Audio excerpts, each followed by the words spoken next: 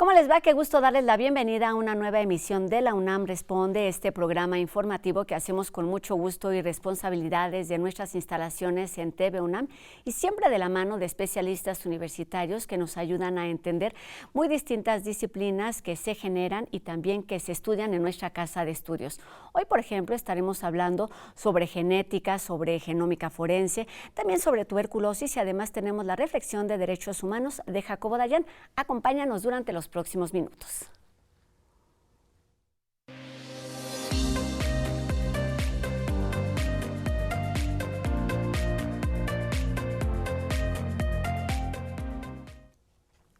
Miles de personas desaparecidas o sin identificar y además fosas clandestinas hacen referencia a la crisis forense que vive en nuestro país y bueno, al mismo tiempo estas situaciones requieren de estrategias, infraestructura, conocimientos y personal capacitado que puedan ayudar a la generación y a la aplicación pues de los alcances de la genética y de la genómica forense.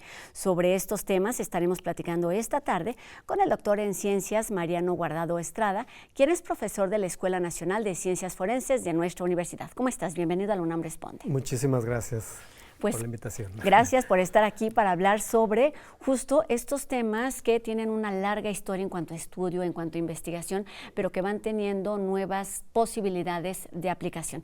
Pero comencemos por el principio. ¿Qué son cada una de ellas? ¿De qué se ocupan? Claro. Bueno, cuando pensamos en genética forense, creo que una de las cosas que tenemos que entender es que la genética forense es el uso de la genética para resolver cualquier caso de tipo legal.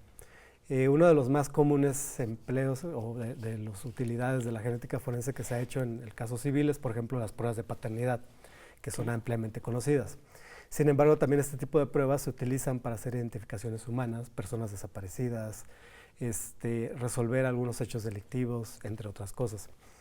La genómica se incorpora poco a poco a la genética forense, más como una rama, como una subdisciplina, porque la genómica surge desde el famoso proyecto del genoma humano, en donde se empiezan a desarrollar nuevas tecnologías para poder estudiar ampliamente todo nuestro genoma, no solo en un individuo, sino en varios individuos para buscar genes asociados a nuevas enfermedades. Pero en el contexto forense, la genómica también ha ayudado bastante porque permite analizar una mayor cantidad de información de este tipo de muestras que se obtienen, por ejemplo, de estas ahora fosas, donde se han encontrado muchos cuerpos, personas sin identificar, y esto permite, por ejemplo, poder analizar con mejores recursos este tipo de muestras y obtener una mayor cantidad de información que eventualmente permita hacer estas identificaciones. Con mayor precisión, sería una característica importante. ¿Dónde se unen y dónde se separan estas dos disciplinas que pueden ser aplicadas en distintos casos? Bueno, podría ser que la genética forense es algo que se utiliza de forma rutinaria y que para casos muy especializados se pueda aplicar la genómica. Okay. Por ejemplo, casos muy sonados, como el caso de los estudiantes desaparecidos, se tuvieron que emplear técnicas genómicas porque, dada la calidad de estas muestras que están muy deterioradas, se tuvieron que emplear este tipo de análisis. ¿Cómo se va dando esta actualización para poder alcanzar nuevos objetivos de las mismas disciplinas? Yo creo que los problemas son los que van acercando a este tipo de actualizaciones, porque conforme se han, buscado resolver, por ejemplo, desde los inicios de la genética forense, donde antes, por ejemplo, no se contemplaba el uso de una técnica que ahora es muy común, como es el caso de la reacción en cadena de polimerasa, que te permite obtener amplificar a partir de pequeñas cantidades de DNA presente en un lugar de investigación. Y ahora, por ejemplo, cómo es que con estas muestras complejas, estos restos óseos, que se requieren de abordajes un poco más especializados, permite que se haya incorporado el caso de la genómica y, por ejemplo, se hayan desarrollado, aplicado más bien, porque ya es que se desarrollaron previamente, pero aplicar técnicas como se llama ahora la secuenciación de última generación para hacer estas identificaciones. Quizás es necesario, o sea necesario reiterar de lo que estamos hablando, y es que es de eso de lo que estamos hechos que nos define como personas, como individuos, pero también como sociedad. ¿Cómo en México y a los mexicanos ha beneficiado la aplicación y la ampliación de estas dos disciplinas?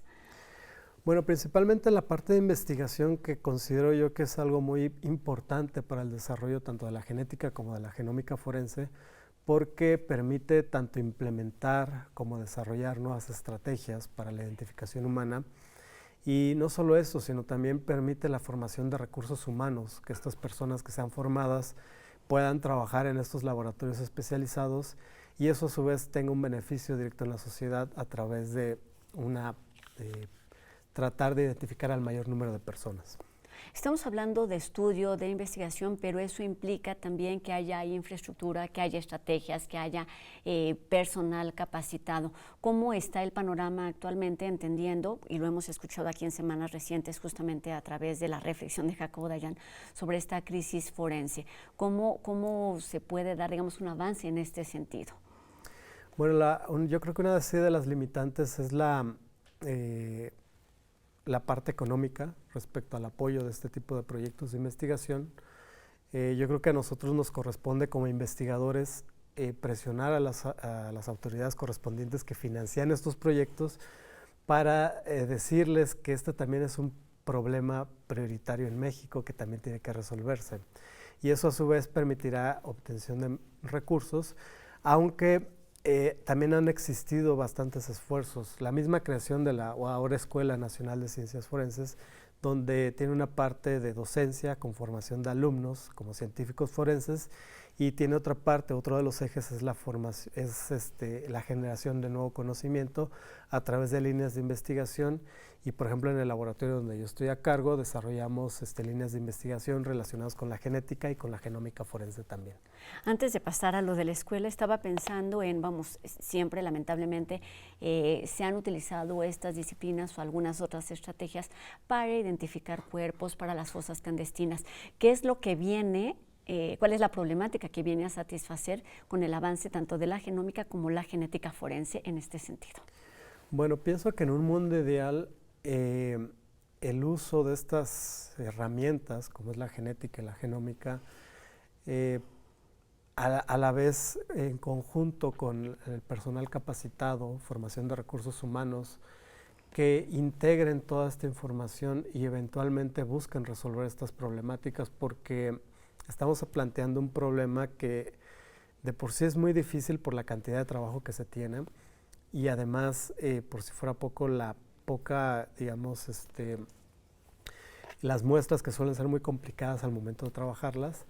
Entonces, esto, digamos, van dando mayor cantidad de herramientas para que, pues, tanto autoridades como en conjunto con la sociedad y la parte académica, pues, buscan contribuir para que el resultado sea, pues, tratar de empezar a identificar a todas estas personas. Claro, parece que los esfuerzos nunca son suficientes, pero siempre hay algo que suma y que ayuda. Nos decía ya de la Escuela Nacional de Ciencias Forenses, que está cumpliendo su primer aniversario. Cuéntanos qué es lo que hacen, cómo trabajan, porque es importante la colaboración con otras instancias universitarias, pero también con otros espacios fuera de la UNAM. Claro, bueno, en el Laboratorio de Genética de la Escuela Nacional de Ciencias Forenses, nosotros llevamos a cabo proyectos que eventualmente pueden servir para los laboratorios de genética forense del país, como son, por ejemplo, desde hacer bases de datos poblacionales que estas instituciones utilizan para hacer sus cálculos, para hacer estas identificaciones, desarrollar proyectos de genómica forense, como es, por ejemplo, una base de datos poblacional del DNA mitocondrial, que está a disponibilidad también de estas instituciones, tanto de la comunidad científica como de personal de genética forense, puede ser de fiscalías. ¿Para qué sirve esto? ¿Cómo se puede utilizar? Porque cuando haces una prueba genética, tú tienes que hacer unos cálculos, porque digamos que tienes una coincidencia entre un resto humano y, por ejemplo, puede ser algún objeto de uso personal o pueden ser algunos familiares. Okay. Entonces, dentro de la genética forense se utilizan bases de datos poblacionales porque nos permiten saber qué tan frecuente es lo que nosotros estamos obteniendo. partiendo del hecho de que nosotros como seres humanos, a excepción de que tengas un gemelo monocigoto, somos diferentes entre nosotros. Es decir, únicamente compartimos el 99.99% de nuestro genoma. Y ese 0.1% es lo que nos distingue entre nosotros. Y conocer ese 0.1% es muy importante para hacer tantos estudios poblacionales como para estudios forenses. Ahora que escuchaba esto que nos decías, estaba pensando en ¿para qué nos ha servido, no solamente en términos quizás legales, jurídicos y hablando de la situación delictiva que se vive en nuestro país, sino como población? ¿Cómo ayuda, cómo contribuyen estas dos disciplinas al conocimiento de los mexicanos? Bueno, realmente nosotros como mexicanos, siempre platicando con varios colegas, llegamos mucho a la conclusión que somos una población muy diversa, porque históricamente tenemos dos componentes ancestrales, un componente europeo y un componente amerindio, indígena. Entonces, eso crea una diversidad genética en la población mexicana muy amplia, que va desde el norte hasta el sur del país, con diferentes gradientes. Entonces, para los que nosotros estudiamos la genética de poblaciones, eso es muy importante, uno, conocer esa diversidad, y el conocer esa diversidad también cómo es que la podremos aplicar a nuestro contexto, que en este caso sería la genética forense. Claro. Entonces, mientras más conozcamos de esta diversidad, mayores herramientas vamos a tener para hacer estas identificaciones. Claro, esta es una inquietud que se ha tenido desde tiempos, desde que es el ser humano, entender de dónde venimos, qué nos define y demás. Pero conociendo y entendiendo las nuevas realidades, las nuevas necesidades, además con las particularidades de un país como el nuestro, ¿dónde estamos y hacia dónde va la genética y la genómica forense? Yo creo que la brecha sigue siendo muy grande. Estamos ante un reto también, un reto muy importante, que tenemos que resolver la parte de esta crisis forense en la que se está enfrentando el país. Actualmente lo que necesitamos es un trabajo en conjunto en donde no solo las autoridades competentes, sino también sociedad y la parte académica, todos trabajamos de forma organizada, porque mientras no existe esta colaboración entre todos, va a ser muy difícil, y sobre todo esto permitirá evitar duplicar esfuerzos, porque tan solo entre las instituciones es muy difícil trabajar. Y luego no hablemos de la parte académica, porque me ha tocado, con base en mi experiencia, al momento de querer trabajar con algunas de estas instituciones, es complicado que ellos se acerquen a la parte académica. Entonces no puedes dejar la parte operativa del lado de la parte académica, y en el momento en que existe esa sinergia, yo creo que los resultados van a ser bastante alentadores. Y en este sentido es importante el conocimiento y las actividades que se generan, por ejemplo, para hablar de la actualización en genética y genómica forense, y estamos hablando de un seminario que está próximo a suceder. Cuéntanos cuáles son sus objetivos. Claro que sí, este es un seminario que estamos organizando en conjunto con la Facultad de Ciencias, específicamente con la doctora Claudia Segal. Ella nos invitó a la doctora Alexa Villavicencio y a tu servidor a organizar un seminario de actualización que va dirigido no solo a la comunidad estudiantil de aquí de la universidad, sino también a aquellas personas que están relacionadas con la genética forense y que también quieren actualizarse, aprender. ¿Quiénes son ellos? ¿De qué disciplinas, qué profesionistas o quiénes pueden estar interesados en estos temas? Principalmente peritos, es decir, peritos en genética forense, alguien que esté interesado en desarrollarse o formarse profesionalmente en el área de la genética forense, y también aquellos estudiantes que quieran hacer un trabajo de investigación, ya sea a través de una tesis o un posgrado en esta área.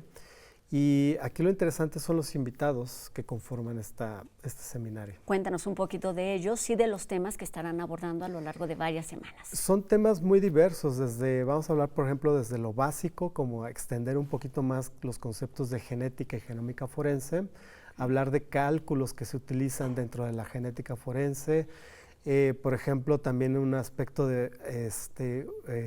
un punto muy interesante dentro de este seminario es el aspecto social. Por ejemplo, tenemos una invitada que es de Argentina, que ya ha trabajado constantemente en las bases de datos para los desaparecidos de la dictadura. Y también tenemos aquí una Angélica, que ella trabajó en el GIEI y ella estuvo participando activamente en el caso de Ayotzinapa. Entonces tenemos gente bastante diversa que ha trabajado en el ámbito forense y que lo mejor de todo es que está disponible para todo el público. Y está interesada en compartir este conocimiento. Danos las fechas y lo que se tiene que hacer, si hay algún registro, inscripción. Había compartido el póster. Aquí lo estamos viendo en la pantalla. Y empezamos a partir del 3 de abril y Ajá. concluye el 18 de mayo. De mayo, exactamente. Entonces, únicamente en el QR, ahí están los datos para el registro, no tiene ningún costo. Es una actividad importante. gratuita. Es gratuito y pues prácticamente pues... Está abierto porque hay mucho que aprender sobre este tema. Uno de las líneas de este seminario y de estas dos disciplinas es el de fomentar una cultura forense. ¿Qué significa esto y por qué es importante? Bueno, más que cultura forense, yo pienso que es quitar mitos respecto a qué es lo forense, ¿no? Porque desafortunadamente tenemos que nos llega por programas como el famoso CSI, de lo que es forense. Claro, sí. Entonces, es como aterrizar a lo que es realmente el ámbito forense. Y algo que yo siempre le digo a mis alumnos es que sí, lo forense son fosas, personas sin identificar o pruebas de paternidad, pero hay otras cosas que son forenses que no necesariamente tienen que ver con personas desaparecidas. El campo forense es muy amplio y en la medida que lo conozcamos mejor, pues también es una forma de nosotros poder exigir a nuestras autoridades. ¿Cuáles son esas posibilidades y ese alcance que tiene más allá de lo que tenemos de forma muy inmediata? Por ejemplo, realmente exigir pues obviamente yo creo que como sociedad es que tengamos que exigir que estas identificaciones se puedan llevar a cabo, es decir, cuáles son los recursos, las capacitaciones, que estén empleando la última en tecnología, etcétera, y que finalmente estar al tanto de lo que se está haciendo realmente, o sea, como tener transparencia, etcétera, qué sé yo. Pero eso permite que la gente conozca un poco cada vez más los alcances que tienen estas pruebas y hacia dónde, y cuál es el resultado que se puede obtener de estas pruebas. Porque, por ejemplo, muchas personas que dan un perfil genético, muchas veces no saben para qué sirve el perfil genético. Entonces, en estos casos pues yo voy a dar mi perfil genético, cuál es el alcance que tiene esto, para qué se va a utilizar y sobre todo, qué es lo que se podría hacer con ello, pensando en hacer una identificación. Y ya solamente para terminar, es que son muchas las disciplinas que pueden estar involucradas porque hablamos de temas o de perfiles médicos, pero perfiles legales, pero también éticos. ¿Cómo se vincula o cómo lograr reencaminar todo este conocimiento con un camino más ¿cómo decirlo?, más parejo, más estratégico? La verdad es que tienen que trabajar todo en conjunto, porque acabas de mencionar un punto muy interesante como es la cuestión ética. Y la cuestión ética ahí involucra el hecho de que tú estás, cuando obtienes un perfil genético para hacer una identificación humana, es tu información la que tú estás dando y esa información le pertenece a la persona que está dando. Claro. Entonces, es muy importante que todo esto se regule adecuadamente y creo que esto va de la mano, estas cuestiones éticas. No solo el desarrollo de lo último en tecnología, sino cómo también esto va a estar regulado éticamente, claro, cómo entra la parte de derecho y todo lo demás, ¿no? Y que tiene que ir permeando y tenemos que ir aprendiendo en ese camino. Y para todos los interesados, pues está esta edición del seminario Actualización en Genética, Genética y Genómica Forense del 3 de abril al 18 de mayo en los datos o en la página que estuvo apareciendo en nuestra pantalla. Ahí está la información completa. Muchísimas gracias, Mariano Guardado Estrada, profesor de la Escuela Nacional de Ciencias Forenses de nuestra universidad. Buenas tardes. Buenas tardes, muchísimas gracias. Gracias y mucho éxito con este seminario. Y bueno, hablemos ahora de fanzines. ¿Ya los conoces? Seguramente sí. Se tratan de este medio de comunicación proveniente de la Crónico Fan Magazine y bueno, es una especie de revista muy pequeña elaborada por personas que son apasionadas a cierto tema, en la que se presentan textos acompañados con imágenes llamativas. Y el Centro de Investigaciones y Estudios de Género de la UNAM no se ha quedado atrás en la implementación de estas herramientas de divulgación y ahora hace la invitación para que visitemos su fanzinoteca, que lleva el nombre de de La Voz que Corre. Está abierta de martes a jueves en un horario de 11 a 2 de la tarde y de 4 a 6 de la tarde, y están ubicados en el antiguo edificio de posgrados aquí en Ciudad Universitaria. Así que es una buena oportunidad para acercarnos a conocer sobre temas de igualdad y derechos. Hoy estamos de estreno aquí en la UNAM Responde, y es que a través de cápsulas muy precisas, la Facultad de Medicina estará compartiendo en este espacio universitario información sobre temas relacionados con nuestra salud. Hoy escucharemos sobre la tuberculosis.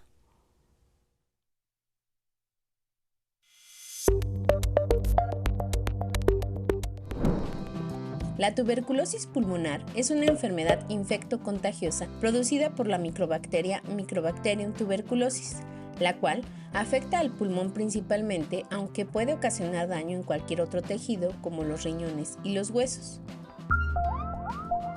Esta enfermedad es la segunda causa de muerte a nivel mundial después de la COVID-19. Se estima que en el 2022, 10.6 millones de personas en todo el mundo se enfermaron de tuberculosis y 1.3 millones de personas murieron. Se transmite por contacto estrecho de una persona enferma al hablar, toser o estornudar, ya que se expulsan gotitas de saliva muy pequeñas que son inhaladas por quien esté cerca. Una persona con tuberculosis puede llegar a infectar a un rango de 10 a 15 personas en un año, y se tiene más probabilidad de contagiar a las personas con las que se convive todos los días, como familiares o amistades.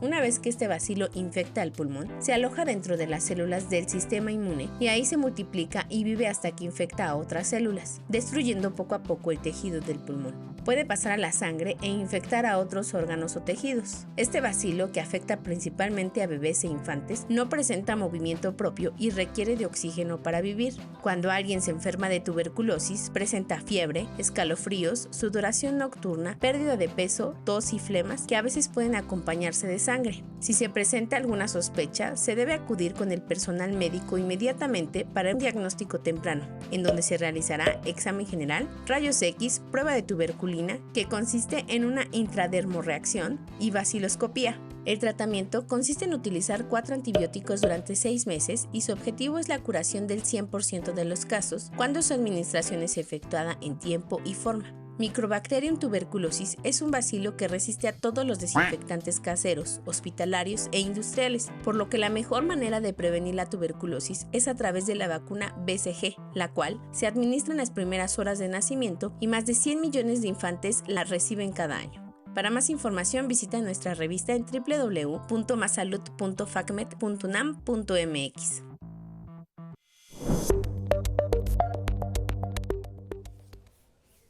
Las redes sociales se han vuelto una herramienta para espiar a personas e instituciones. Sobre estos actos reflexiona enseguida Jacobo Dayan.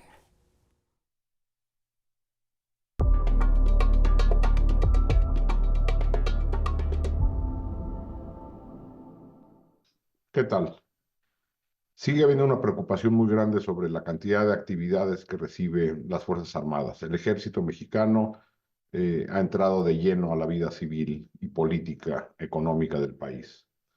Ahora, por un reportaje periodístico, nos enteramos de que el Ejército está monitoreando redes sociales para identificar críticos tanto de los militares como del gobierno.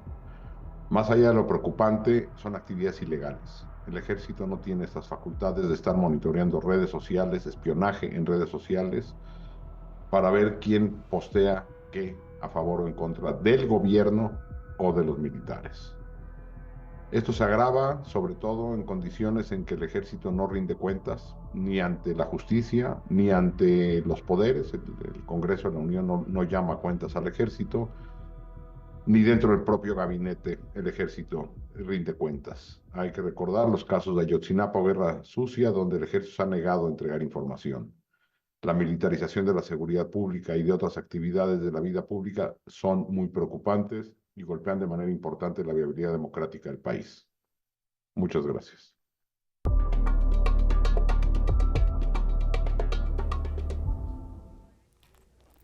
Con esta reflexión sobre temas en verdad delicados y de los que tenemos todavía mucho que aprender, terminamos nuestro programa de hoy agradeciendo, por supuesto, a Mónica Ponce su participación en la interpretación de lengua de señas que nos permite llegar a un público más amplio y agradeciendo, por supuesto, a todos ustedes que nos hayan acompañado esta tarde. Recuerden que pueden seguir en comunicación con nosotros a través de nuestras redes sociales.